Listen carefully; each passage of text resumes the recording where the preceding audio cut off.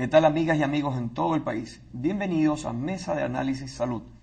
Este es un programa del Sistema de Radio y Televisión de la Universidad Católica de Santiago, Guayaquil. Los saluda como siempre su amigo el Dr. Jesse León y recuerde que usted está en sintonía del 1190 en AM Radio y en el canal 42 en UHF o canal 74 en TV Cable. Además, estamos presentes en todo el territorio nacional, incluyendo las Islas Galápagos. Llegamos a todo el mundo a través de www.ucsg.edu.es. En el programa de hoy vamos a hablar sobre cálculos en la vesícula biliar. ¿Por qué se forman estas piedritas que tanto dolor nos causan? ¿Cuál es el tratamiento que necesita el paciente que sufre esta dolencia? ¿Cómo prevenir estos cálculos? Y más preguntas son algunos de los puntos que hoy el doctor Freddy Betancourt, famoso y prestigioso cirujano general y laparoscopista avanzado, nos ayudará a dilucidar. Doctor Betancourt, muchas gracias por estar aquí en el set. Bienvenido. Denos Muy buenos opinión, días. doctor. Gracias, doctor Jesse, por la entrevista. Bueno, la patología de la vesícula biliar calculosa es una patología muy frecuente. Ya desde el año 94-96 que se publicó el texto de cirugía de la Universidad de Guayaquil, se hablaba que el 3 al 5% de los casos de hospitalización en todo el país estaban dados por patología vesicular y que el 50% de las cirugías se concentraban entre Quito y Guayaquil. Con la occidentalización de la dieta,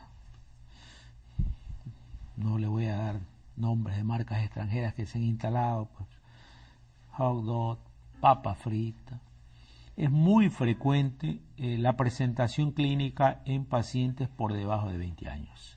Es decir, ha aumentado, mientras más joven es la persona, más frecuente tenemos ahora casos de cálculos. La grasa es el factor y más importante en la génesis y en la presentación de la enfermedad.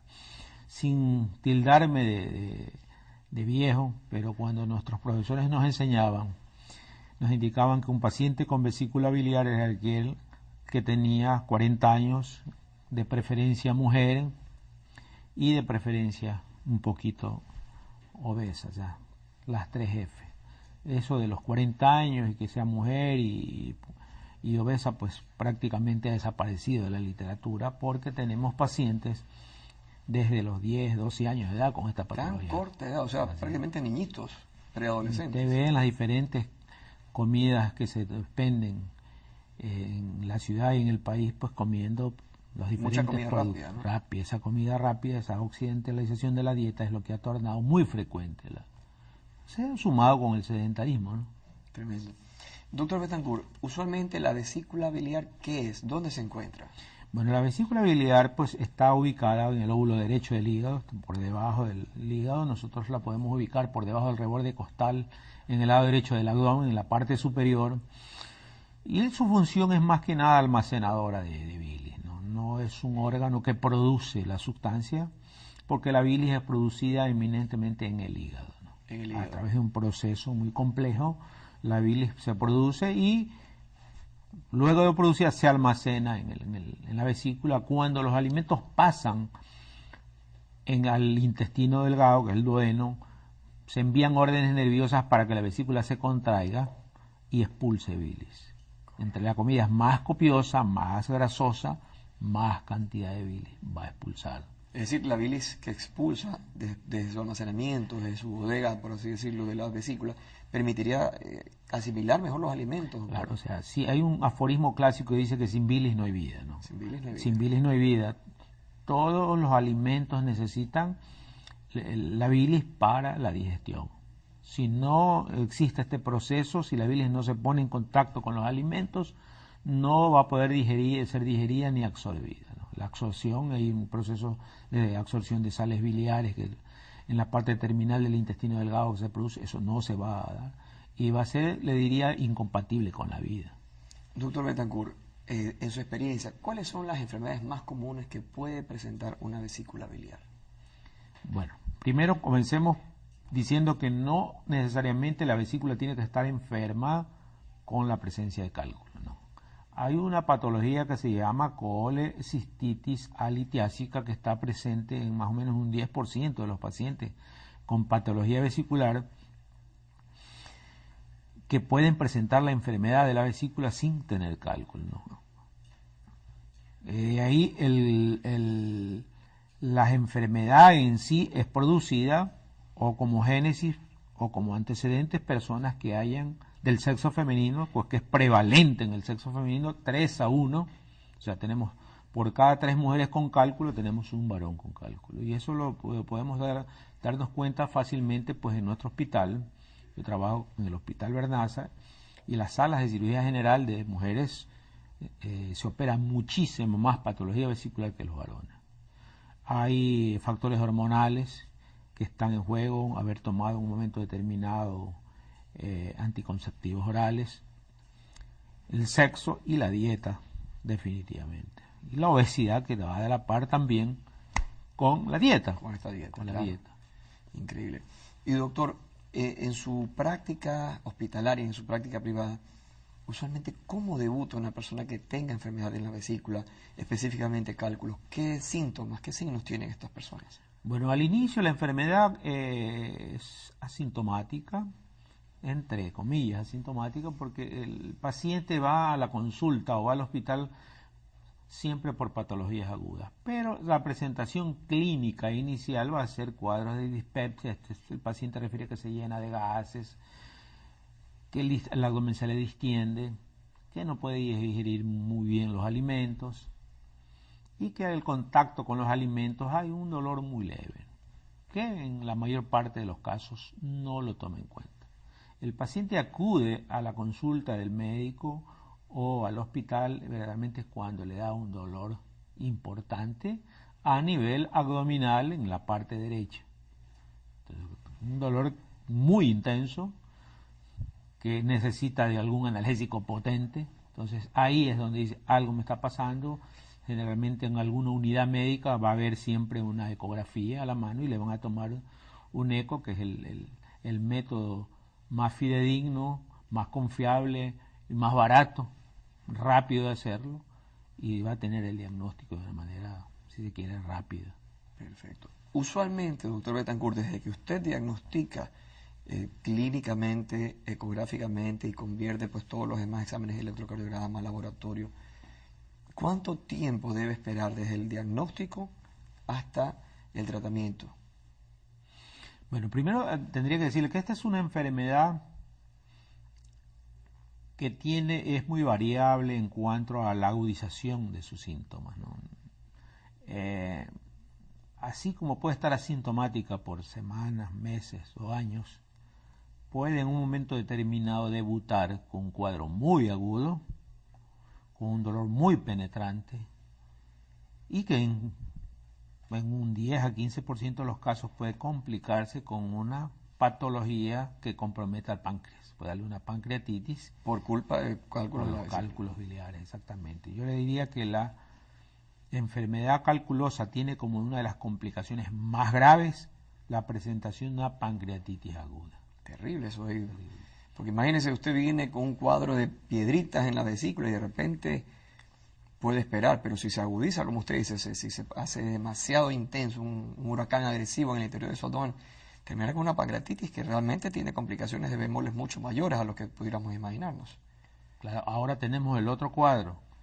Cuando la patología litiásica permanece por años, está plenamente demostrado en autopsias que el 90% de los pacientes que presentaron cáncer de vesícula tenían cálculo. El 90% de pacientes con cáncer de vesícula tenían el antecedente de cálculos biliares. Tenían cálculos. Eso no quiere decir que todos los que tengan, el 90% de los que tienen cálculo van a tener cáncer, ¿no? Que no se Por supuesto, claro. Lo que le trato de decir que es una patología que está plenamente ligada a la neoplasia vesicular. O sea, que van de la mano, van cogidas de la mano y a largo plazo. Tanto es así que hay un programa nacional en Chile que las mujeres con enfermedad vesicular entre los 35 y los 50 años se les realiza la exéresis de la vesícula biliar en un plan nacional gratuito. Para prevenir, es una especie de profilaxis, porque una vacuna. Ellos tienen mayor cáncer de vesícula que incluso cáncer de útero en mujeres. Es increíble esa cifra. Entonces, ese es a largo plazo el cálculo asintomático, lo que le puede lo que le puede representar al paciente. Por esto es, y teniendo en cuenta que con las nuevas tecnologías, la laparoscopía, que lo reingresa, lo reinserta al paciente en un lapso mínimo de 8 o 10 días, yo creo que, y de hecho la mayor parte de los pacientes ya lo están pensando así, no están difiriendo esto. Están Doctor Betancur, usted ha temprano. dicho, bueno, hemos hablado de que se puede tomar en cuenta un plan de prevención, como el caso de lo que hace el Ministerio de Salud en Chile, pero ¿qué bemoles, qué puede suceder si una persona se saca su vesícula? Sea que esté con patología o sin patología, ¿tiene alguna complicación, tiene algún problema? El que yo me saque la vesícula, por ejemplo. Primero analicemos lo que le dije al inicio, ¿no? La vesícula biliar afortunadamente no produce nada, ¿no? Un órgano es mucho más importante si es que produce algún sustancia, Por ejemplo, el hígado. enzima, proteína, alguna, ¿no? Correcto. Pero afortunadamente no produce nada. Un reservorio que ayuda a mejorar la digestión, pero que desde el mismo momento que no hay producción, no tiene tanto. Es decir, no es imprescindible para una vida el tener o no una vesícula biliar. Yo puedo vivir sin vesícula. Me dijo, habló del hígado, yo le puedo hablar del páncreas, que tiene secreción endocrina y exócrina, o sea, productos que van directamente al tubo digestivo y productos que van a la sangre directamente. Así es. No, acá no sucede eso. Es un órgano que, una vez extraído, no tiene o no representa mayor alteración. Le diría que gran cantidad de las mujeres, 20-25%, viven sin vesícula biliar, porque es una patología muy prevalente en el sexo femenino. Sobre todo, como usted mencionaba, doctor Betancur, 3 mujeres hacia un hombre, o sea, la balanza es 3-1 realmente, es impresionante. Y en todo caso ya nuestras amigas que están viendo su entrevista pueden estar tranquilas que si presentaran el diagnóstico de cálculo de vesícula, pueden sacársela sin ningún problema y no van a tener, pues obviamente, una complicación, una falta en su vida, ¿no es cierto? No, porque no hay producción de alguna sustancia importante por parte de la vesícula biliar. Doctor, y antes, cuando no existía la ecografía, ¿cómo diagnosticaban los profesores, los cirujanos de antaño? ¿Cómo se diagnosticaba la vesícula? Recuerde, doctor Jesse, que sin menospreciar a los médicos actuales, antes habían unos clínicos muy buenos. Hay todavía, brillantes, debido a no hay en la cantidad que habían antes, no hay excelentes clínicos. Entonces el diagnóstico era clínico. Me decía un profesor hace muchos años que para el diagnóstico, por ejemplo, de apendicitis era valorar el paciente la mano que toca, dice. Ahí estaba el ecógrafo. Y la historia clínica, le dice, y la mano que toca. Claro, la historia clínica, una buena historia clínica, un buen examen físico, y como método complementario estaba la radiología. Nada más. Se les daba a las personas que tomen una determinada cantidad de una sustancia que permitía la opacificación de la vesícula biliar, y le tomaban una placa de abdomen, y en esa podía demostrarse si es que había o no cálculos, la dilatación de la vesícula. Pero el que vino a revolucionar el diagnóstico y se mantiene como gol estándar en el diagnóstico definitivamente es la ecografía. La ecografía es lo que realmente da mejor calidad y cantidad de investigación, ¿no es cierto, doctor? Sí. ¿Qué le parece, mi doctor, si damos un stop, un respiro, para que nuestras amigas y amigos que nos están siguiendo su entrevista puedan comunicar, que pueden a las demás personas que quieren informarse sobre esta patología tan importante a través de mensajes de texto, llamadas telefónicas, mensajes de repente por internet, que vamos a realizar la primera pausa en Mesa Análisis Salud. Ya regresamos para seguir dialogando con el doctor Freddy Betancur sobre la patología de vesícula biliar, especialmente los cálculos de vesícula biliar, que en esta se forman, y recuerden que pueden escucharnos también a través del 1190 en AM Radio o a través de nuestra página que es www.ucsg.edu.es. Ya volvemos.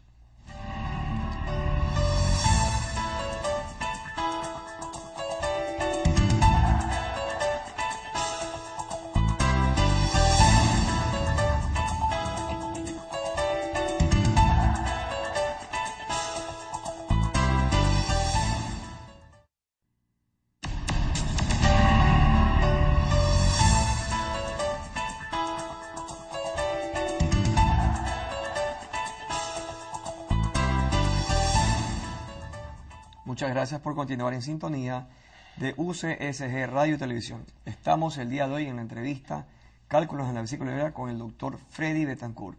Doctor Betancourt, estamos hablando del Plan Nacional de Salud, de lo que mencionaba este investigador chileno, y usted mencionaba que a nivel de dinero es mucho más económico. ¿Podría mencionarnos algo de las cifras que estaban hablándose? Claro, primero que el dato más importante es que cuando se opera a tiempo un paciente con cálculos en la vesícula o con patología vesicular acalculosa, el paciente vuelve a su trabajo y produce a los 8 o 10 días, está en sus labores normales. Cuando usted deja a ese paciente progresar su enfermedad y se produce lo otro, algún tipo de neoplasia vesicular, cuando se diagnostican, todas estas neoplasias se diagnostican en estadios tardíos. Eso le da chance al paciente de una sobrevida 4, 6, 8 meses, porque generalmente son estadios avanzados. Qué pena, ¿no? Muy triste eso. Donde va a causar primero una muerte y un problema familiar, socioeconómico, que lo va a terminar el Estado, los estados responsables asumiéndolos y con un costo mucho mayor. 10, 20, 30 veces más alto. Por supuesto. Tratar una patología como un cáncer que hacer una prevención a tiempo de una Sí, cirugía. ya lo han hecho porque antes hacían campañas nacionales en cáncer gástrico y todo. Cuando en su momento fueron uno de los principales países aquí en Sudamérica o en América en presentar esta patología. Entonces tienen experiencia en manejar estas cosas. Son estos programas los que nosotros, dependiendo de la enfermedad, deberíamos copiarlos y ponerlos en marcha para tratar de atacar las enfermedades más frecuentes en la población. Perfecto. Mi doctor Betancourt, hemos visto ya la ubicación, la anatomía, la función convencional, la fisiopatología, las alteraciones en la función, el diagnóstico en el primer bloque. ¿Qué le parece si en este segundo bloque, doctor, usted nos cuenta los métodos de tratamiento? Hay tratamiento farmacológico y quirúrgico. ¿Qué tan ventajoso es el uno y el otro? Primero, el tratamiento farmacológico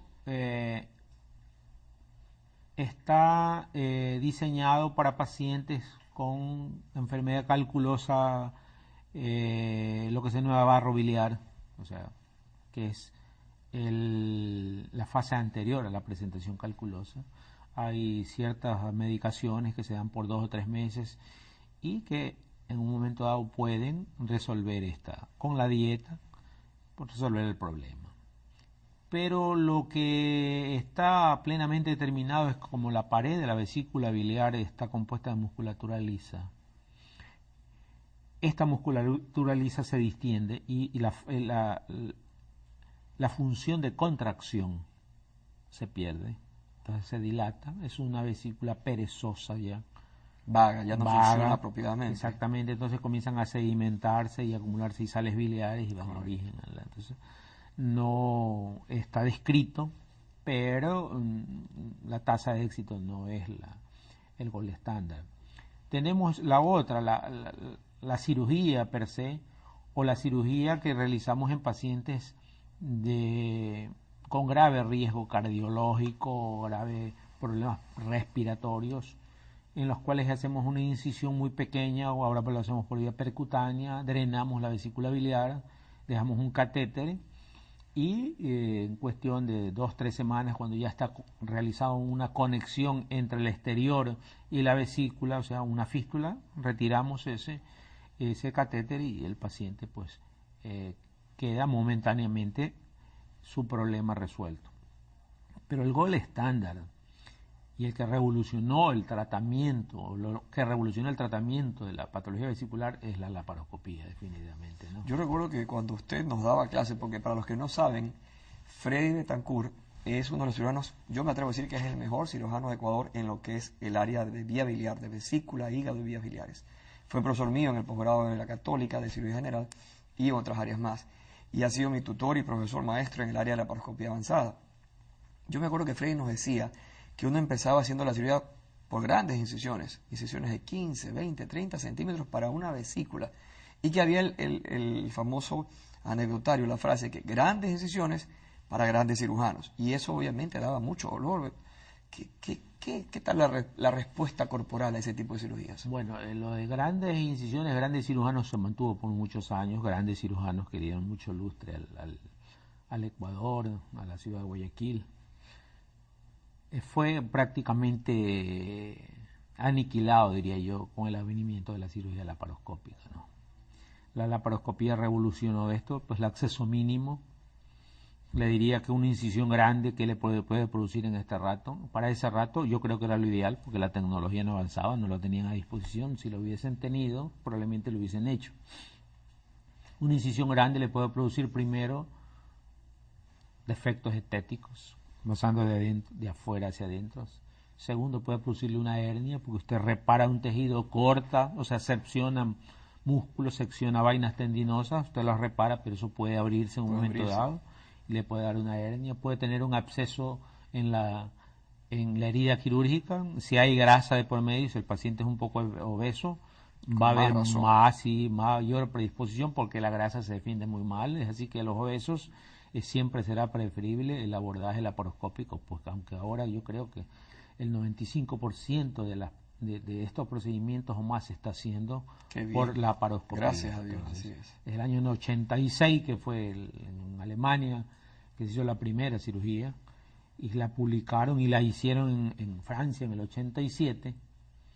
Nosotros lo hicimos casi en el año 92, no estuvimos muy tan poco tiempo, poco tiempo, sí. En Quito se hizo la primera en el 91, un cirujano que vive en los Estados Unidos vino y la hizo, y nosotros en el 92 comenzamos en Guayaquil a trabajar. A desarrollarla, a trabajar. Aquí se comenzó tempranamente, no nos alejamos tanto. En un principio tuvimos un poquito la no aceptación de los pacientes, porque cómo podían creer que por huequitos de 1 centímetro medio se me va a sacar eso. Claro, es que realmente cuando usted compara pues incisiones de 15, 20 centímetros contra incisiones de son 5 milímetros, 10 milímetros, realmente es abismal la diferencia, doctor. Además está ahí la creencia de que yo quiero que me vea bien, entonces ábrame para que eso es falso. Que me toque bien el dedito el cirujano. Usted con un laparoscopio, con una buena cámara que tiene una resolución 16, 20 veces más, puede ver minuciosidades que no las puede ver. No las puede ver a cielo abierto. Yo le diría que el costo es muy alto para lo que va a ver con lo que va a abrir. Entonces, eso yo creo que no. Cada vez más los pacientes van a los hospitales y a las consultas privadas pidiendo la cirugía. Ya no. El internet, usted sabe, la informática. Nos da una ventana al mundo realmente, pero ingresa y va a ver las ventajas. No solamente me va a creer lo que yo le digo, lo que le dice el otro cirujano, sino lo que lo está informado en la red. Así es.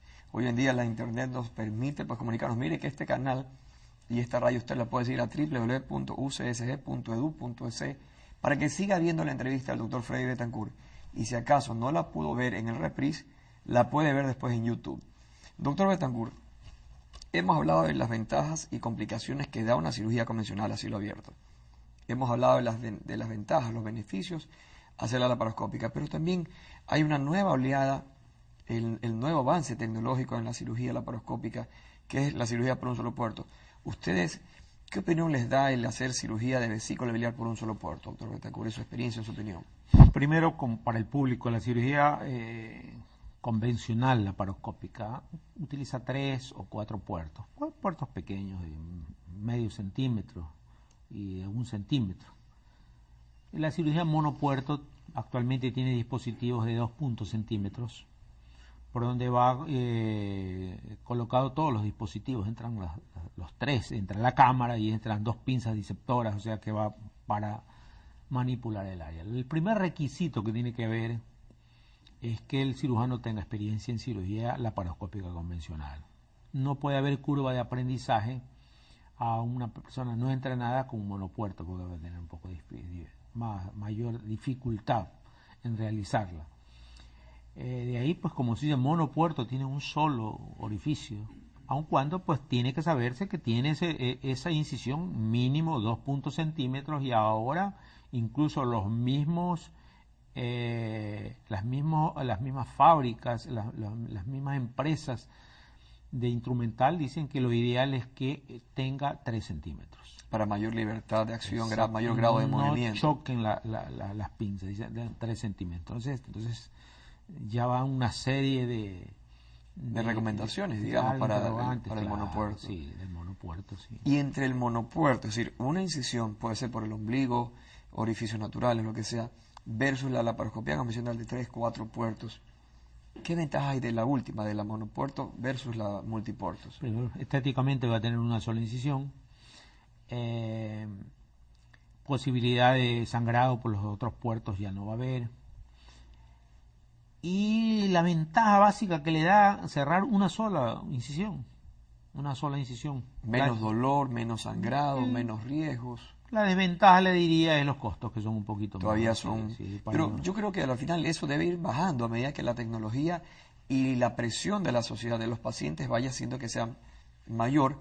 Al haber mayor demanda, pues obviamente debemos tener mayor práctica en este procedimiento y deberían bajar los precios, al menos claro los productores. que sí, ¿no? Y de hecho está sucediendo. Más Lo que pasa es que el monopuerto pues no tiene mucho tiempo. Entonces, como todo en la industria, a medida que van pasando los meses, los años, van poniéndose al alcance, claro, y nos vamos poniendo más al alcance. Pero de hecho tenemos dispositivos al alcance y podemos hacerlo. Pero le vuelvo y repito, tiene que ser hecho por ahí sí, por equipos quirúrgicos con experiencia. Yo le quiero hacer un par de preguntas. El tema de la evolución postquirúrgica del paciente que se operó con cirugía convencional versus el paciente o la paciente que se opera por técnica mínimamente invasiva, o sea, laparoscopía multipuerto o monopuerto. ¿Qué diferencia hay entre una y otra técnica, doctor, en la recuperación? Primero, el dolor. En la cirugía convencional había el dolor que le produce la sección. Del 1 al 10, ¿cuánto le ponen usualmente? Usted que estaría el otro día de 7 a 8. Porque está doloroso, seccionado. Muy doloroso. Seccionado el músculo. Y si lo hacemos por laparoscopía, el dolor, ¿cuánto calificaría usted? Calcule que estará en 2, 3. Al otro día el paciente por laparoscopía en la mañana está desayunando. ¿Y se va a su casa cuándo, doctor? Está yéndose a las 24 horas. A veces tenemos hay programas que a las 8, 12 horas puede irse a la casa. ¡Qué maravilla! Eso el lo vi, mismo día. Así es. Eso lo vi en su historia, en su presentación hace poco en un Congreso Nacional de Cirugía, que todo el mundo se levantó a ovacionarlo, doctor Betancourt. ¡Qué buen caso! Realmente con eso se abarata costos, pero se mantiene un altísimo nivel de confortabilidad y de seguridad a los pacientes, lo cual es necesario. El paciente es el principal beneficiado y ese es el objetivo nuestro, ¿no? Que el beneficiario sea el paciente de la técnica y que pueda reinsertarse precozmente a sus labores. Eso le iba a preguntar yo. Cuando yo me hago una cirugía o me practican una cirugía a cielo abierto, ¿cuánto tiempo demoro desde que me realizan el procedimiento quirúrgico hasta reincorporarme a mis actividades normales versus la misma cirugía pero por laparoscopía? ¿Cuánto tiempo demora en cielo abierto? Yo le diría que si hago una cirugía convencional tiene que demorar si es que no he tenido ninguno de los problemas que le he dicho, infecciones del sitio quirúrgico y cosas de estas que le mencioné, mínimo 3 semanas a un mes para reinsertarse a su labor. Con técnica convencional. Técnica. ¿Y con técnica laparoscópica, doctor Betancourt? A los 8 días está trabajando. Tranquilamente. He tenido pacientes que al tercer, cuarto día nos hemos visto en un centro comercial, claro. Disfrutando, depende del umbral doloroso de cada uno de los pacientes. Cuidándose todo, ¿no? Claro, pero 3, 4 días los he visto caminando y quiere decir que sus molestias han cedido enormemente. Claro, ¿no? En cuanto a la actividad deportiva, doctor, ¿usted le recomienda algún tipo de reposo por cuánto tiempo?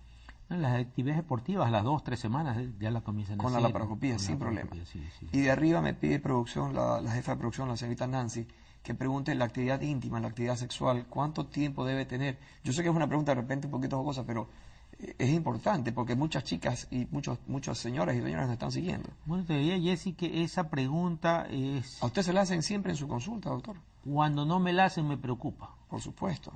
Porque casi es la pregunta obligada cuando el paciente viene con su esposa, pues ¿cuándo? Dice, es una pregunta obligada, o sea, me preocupa cuando no me lo hace. Pero generalmente le diría que en 10 a 15 días sus actividades normales implica que puede hacer. En 10, 15 días, Nancy querida, puedes estar tranquila, podemos tener esa libertad de intentarlo con cariño, con amor, con ternura. ¿Qué le parece, mi doctor, si en vez de esperar 15 días, esperamos un ratito para poder respirar? Nuestras amigas sigan mandando mensajes. Si tienen preguntas para el doctor Betancourt, pueden enviarlas a través del Twitter, a través del Facebook o a nuestra página directamente. Recuerde que usted está en sintonía del sistema de radio y televisión de la Universidad Católica de Santiago de Guayaquil, que cumplió ya 50 años. Canal 42 en UHF o en el 1190 en radio en AM. En el mundo nos pueden escuchar a través de www.ucsg.edu.es. Y además puede seguirnos en todas las redes sociales como en Twitter, en Facebook y también los vamos a subir en YouTube. Haremos una pequeña pausa para luego regresar con el doctor Freddy Betancourt, cálculos en la vesícula biliar. Ya volvemos.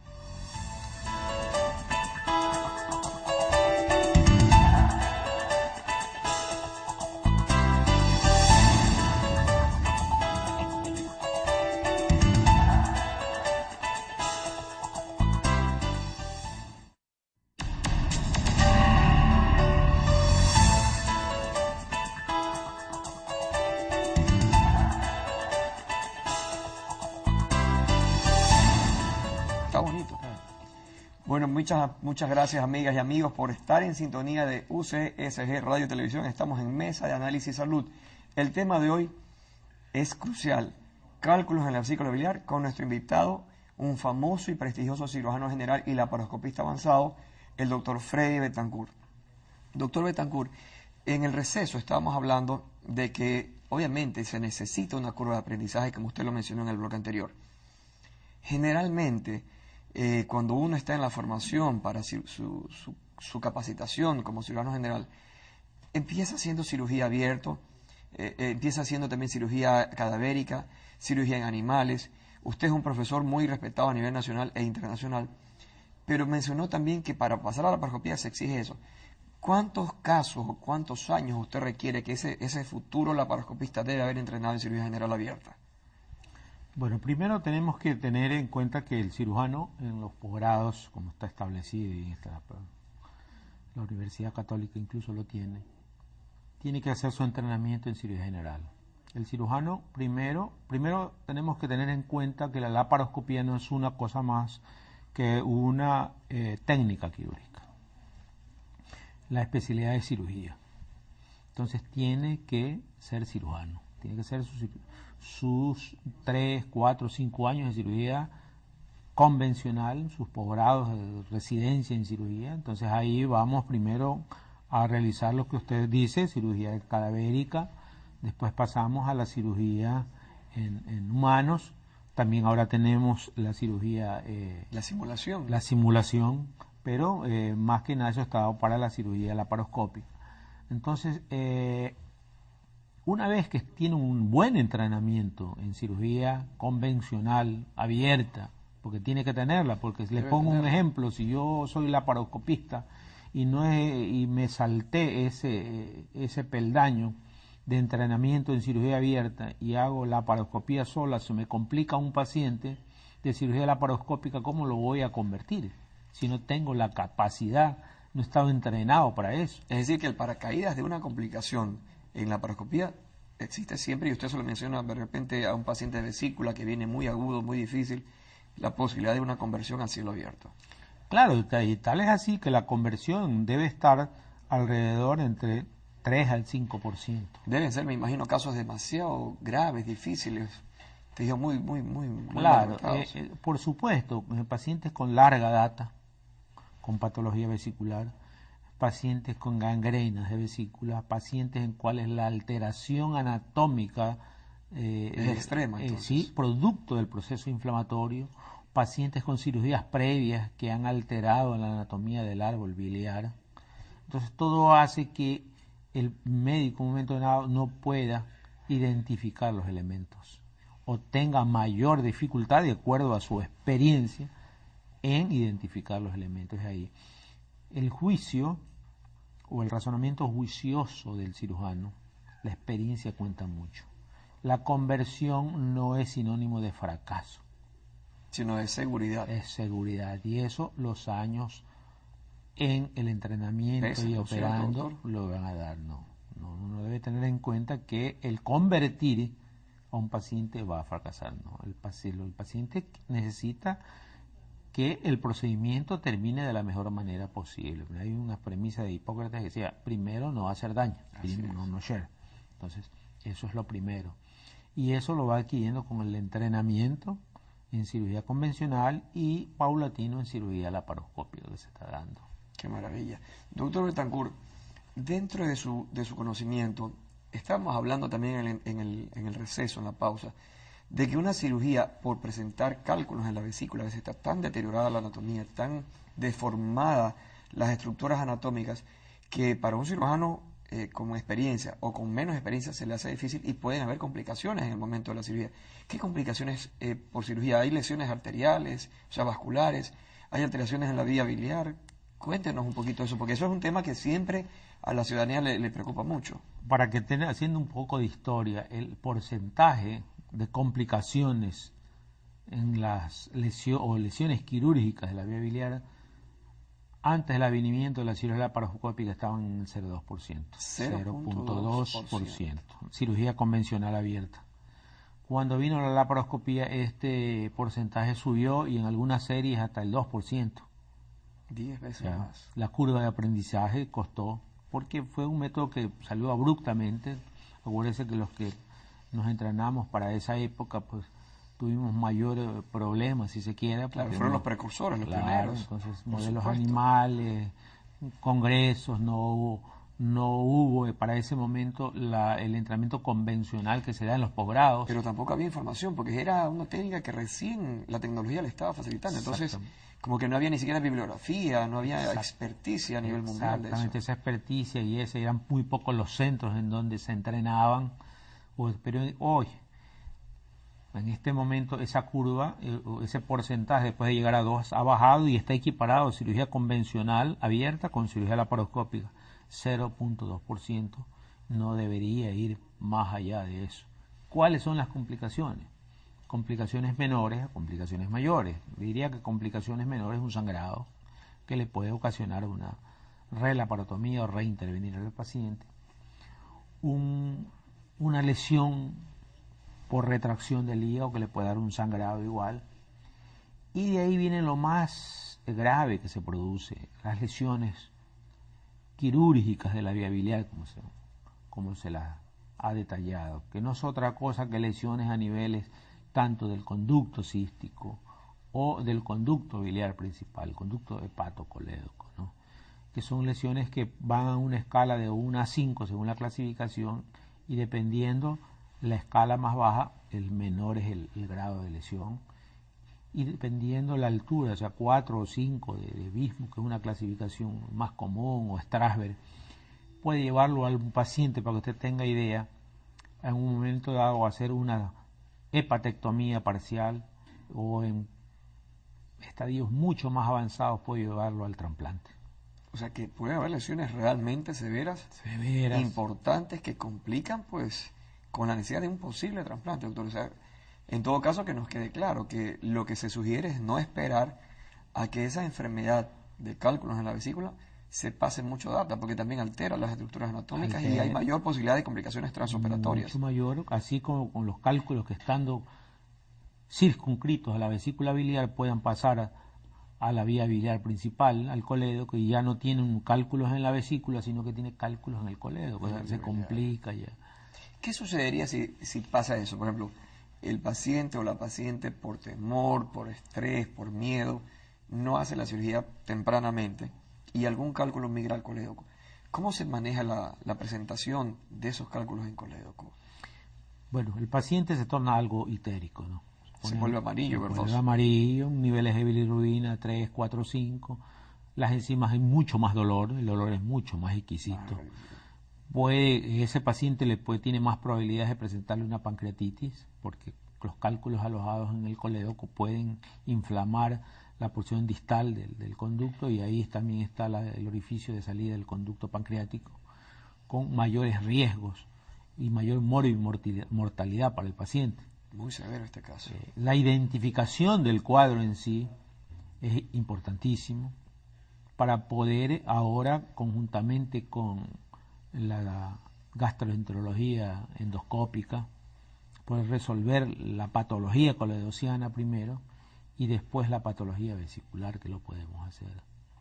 Pero para esto tiene que tener un criterio juicioso y experiencia para no equivocar el procedimiento en cuanto al tratamiento que debe tener ese paciente. ¿Y se puede hacer por vía endoscópica?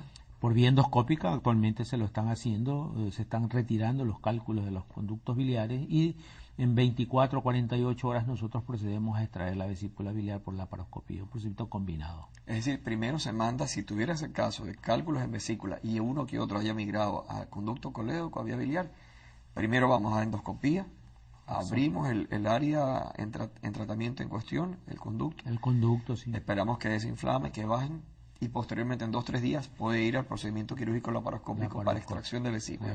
Y con eso complicaciones, doctor, casi que no hay. Sí, y de hecho hay gastroenterólogos muy prestigiosos aquí que lo hacen con un porcentaje de complicaciones muy bajo. La cirugía definitivamente se nos presenta mucho más cómoda, mucho más fácil para nosotros. Claro, porque ya se inflamó bastante. Se inflamó, liberó el conducto, lo cual es producto de muchos años de evolución de la enfermedad, lo cual debe ser evitado siempre. La patología vesicular debe operarse a tiempo, de una manera programada. Yo recuerdo que en una entrevista que le hacíamos a usted en un congreso de cirugía, usted mencionaba que a veces sugiere o recomienda enfriar el cuadro de patología vesicular. ¿Podría explicarnos para que nuestra teleaudiencia y nuestros amigos Radio Escucha puedan entender un poquito más ese tema? Bueno, eso lo calificamos nosotros, tenemos nuestros algoritmos. Entonces, de una manera sucinta le indico que cuando tenemos una patología vesicular aguda en un paciente añoso con problemas respiratorios, problemas cardiológicos, va colecistectomía percutánea. Drenamos y dejamos 2 o 3 semanas y no tocamos a ese paciente. En un paciente con una colecistitis aguda, con bajo riesgo en cuanto a enfermedad cardiológica o respiratoria, que son las que mayores problemas nos dan, podemos ingresar al paciente, los exámenes correspondientes, y durante la misma estancia hospitalaria debemos operarlo. No quiere decir que lo vamos a operar en 12, 18, 24 horas, ¿no? Tratamos de controlar el proceso infeccioso, controlar la homeostasis en el medio interno y durante la misma internación operar al paciente, porque hay un estudio en 2006 en el cual compara el enfriamiento del cuadro, que significa diferir la cirugía versus realizar la cirugía en el mismo ingreso hospitalario. En el mismo instante. Sí. Y las complicaciones son mucho menores. ¿Cuándo se enfría el cuadro? ¿Cuándo se espera unos días? Sí, se espera unos días, pero se lo opera durante la misma internamiento. No hay que operar en 6, 8, 10 horas tampoco, así, ¿no? Ahora, y el paciente que tiene un riesgo mayor, ese entra en otro grupo. A ese sí hay que tratar de no operarlo hasta que sus condiciones lo permitan y valorar qué es más ventajoso para el paciente, o el riesgo quirúrgico o dejarlo con la enfermedad. Que hay otros métodos también, litotripsia percutánea, extracción percutánea para esos pacientes que tienen un riesgo algo elevado. Yo recuerdo que en alguna ocasión usted en una conferencia en el hospital nos explicaba, nos enseñaba que muchas veces las pacientes que no desean cirugía se tratan con antiinflamatorios, se automedican con pastillitas y terminan con una infección severa en la vesícula y posteriormente una peritonitis. ¿Podría explicarnos un poquito eso para que las personas no se automediquen y que cuando tengan una presentación de estos síntomas o signos que usted ha bien explicado, prefieran ir a su médico de cabecera, doctor? Ya, en cuanto a ese tipo de tratamiento, es muy común. Pacientes que toman aceite de oliva, agua aromática y una serie de medicaciones naturales que dicen que le van a hacer desaparecer los cálculos, ¿no? Y eso definitivamente es falso. ¿Por qué? Porque la anatomía del árbol biliar no lo permite. La anatomía del conducto biliar es un conducto que tiene 0.6, 0.7 milímetros y en su porción más distal su terminación tiene 0,2, 0,1, muy finito. Es muy, muy O pequeño. sea, un cálculo no le va a salir a ese. Es más, preferimos siempre que el cálculo se quede confinado a la vesícula biliar y que no migre. Que no migre, por porque los cuando peligros que migre mencionaba de la nos va a dar pancreatitis. problemas. Entonces, no los va a expulsar porque no tiene por dónde expulsarlo. Es diferente lo que sucede con los cálculos urinarios, donde si tiene un conducto de mayor diámetro, los cálculos son más pequeños y pueden ser expulsados. Acá no existe probabilidad que eso suceda. Y eso definitivamente es falso y hay que sacarle la mente a las personas que no va a pasar eso. Y cuando llega un paciente ya con una vesícula llena de pus, como decimos nosotros, y que se destruye y empieza una peritonitis, ¿cómo se trata ese caso, doctor? Bueno, esos son los casos que menos deseamos tenerlos, porque ya la tasa de mortalidad se eleva, ¿no? Se eleva mucho. Primero necesita estar en un hospital pues, que tenga toda la tecnología y rodeado de un buen equipo quirúrgico, porque esos son los casos donde se producen en mayor porcentaje las lesiones quirúrgicas de la vía biliar, que pueden ir desde transecciones, ligaduras, fugas biliares, y que, como le dije, en su estadio último o en su última etapa lo pueden llevar hasta el trasplante, porque pueden producirle cirrosis biliar al paciente. Qué barbaridad. En todo caso, nuestras amigas y amigos, por favor, no hacer uso de la automedicación. Si tienen un problema, como ha dicho el doctor Betancourt, de distensión abdominal, de esa sensación de llenura, de ese malestar, de ese dolor punzante debajo de las costillas del lado derecho, vayan a su médico de cabecera, consulten con su hospital, con su centro de salud más próximo, más cercano, y eviten la automedicación para no tener complicaciones como las que está mencionando el doctor Betancourt en la entrevista de hoy, que es cálculos en vesícula biliar. Doctor, ¿qué le parece si hacemos una última pausa? Esto es Mesa de Análisis Salud. Ya regresamos con las conclusiones del doctor Betancourt en este programa. Volvemos.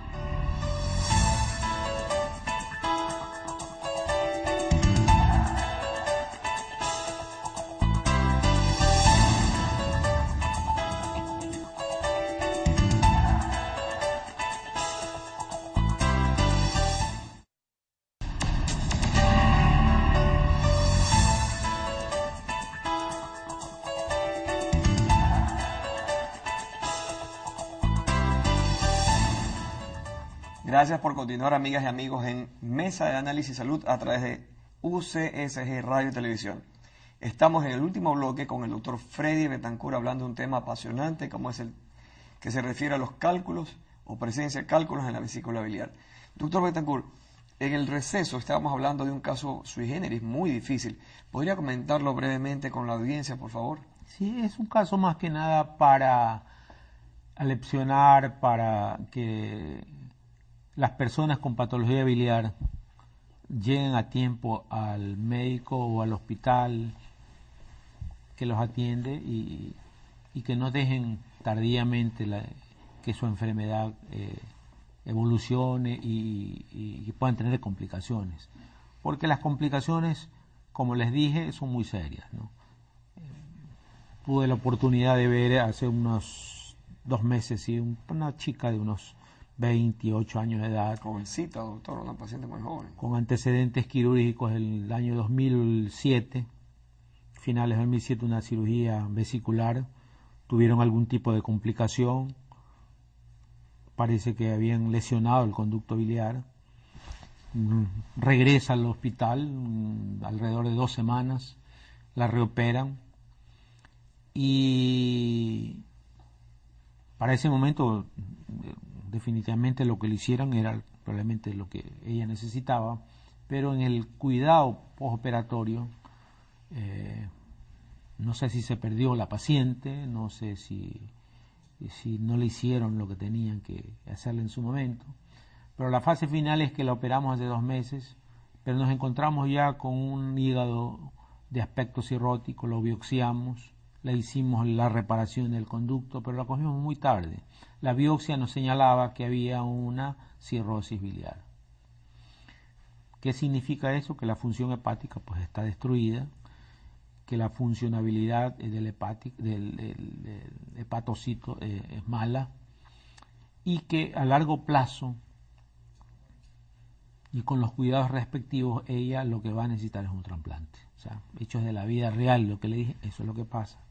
O sea, cuando suceden estas cosas, tiene que ser referido a un centro donde tenga mucho más experiencia, donde se le haga el seguimiento respectivo y evitar que estas cosas sucedan. Entonces, para llegar a evitar tener pacientes que en un momento dado vamos a tener que llevarlos a trasplante, tenemos que primero cuidarnos, ingerir dietas saludables.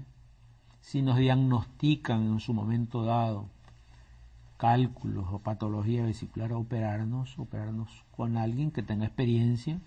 Hay muy buenos profesionales en la ciudad, en centros reconocidos, con experiencia en cirugía con biliar. buen volumen de ese tipo de procedimientos. Exactamente. Claro que sí. Y definitivamente que si lo hacen de esa manera y en esos lugares, el porcentaje de complicaciones va a disminuir. Realmente mucho. Muy bueno. Que no se omitan las fases de entrenamiento de los médicos que cursan los diferentes posgrados. Tenemos un bache muy grande ahora. Usted conoce bien que yo trabajo en el Hospital Vernaza. Tenemos 3 o 4 años sin residente posgrado de cirugía, y eso no está bueno porque nos va dejando una parte de esta generación sin su apropiado entrenamiento, que es malo. Entonces, y ahí pierde tanto el médico información como el paciente, perdemos como país, doctor. Como país, exactamente. Entonces, todos los que en un momento hemos hecho recién sabe que eso es una herencia que uno le va dando al que va quedando, va aprendiendo. Pero si tiene un hueco de 3, 4, 5 años, es irreemplazable. Claro, es irreemplazable. Porque no existe pues posgrados, no existe la necesidad de aprender, el rigor que se le da en el tratamiento al médico que hace residencia ya oficial en un hospital, que no es lo mismo que alguien que va eventualmente, que puede ir por un contrato de 1 mes, 3 meses, 6 meses y después se retira. Claro, sin la misma calidad de educación, de entrenamiento y de perfeccionamiento con profesores como usted, doctor,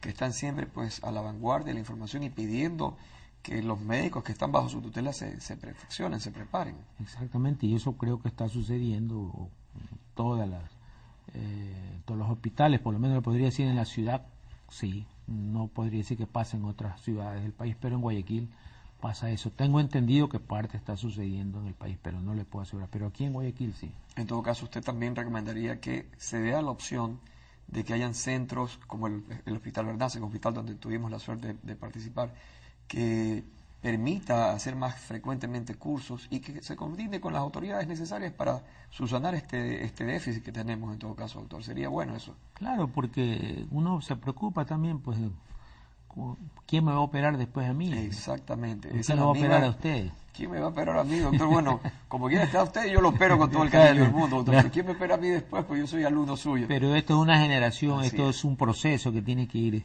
Así es, doctor. No pueden haber segmentos de profesionales que no se aprovecharon de las diferentes residencias y cursos de posgrado. Bueno, doctor, la verdad es que yo me he quedado muy contento. Para mí es un honor tenerlo aquí. El set y este canal se siente muy honrado con su presencia.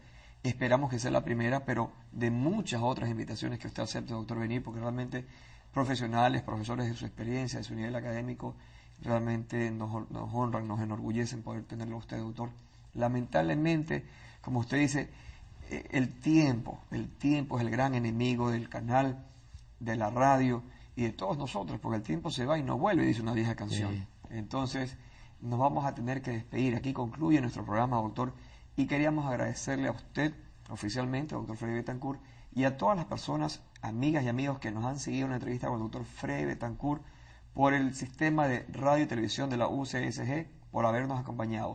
Y al despedirnos, los recordamos que deben ver nuestro reprise tranquilamente. Si no pudieron verlo completo, lo pueden ver hoy a las 13 horas y también a las 21:30. Les recordamos también que pueden revisar todos nuestros programas en YouTube y además escribir sus comentarios, sugerencias, sus notas, sus dudas a nuestra página en Facebook o en Twitter o directamente al correo electrónico mesadeanálisis@ucsg.tv. Esperamos vernos una próxima semana. Hasta entonces, les mando un fuerte abrazo de todo corazón. Su amigo de siempre, el doctor Jesse León. Nos vemos.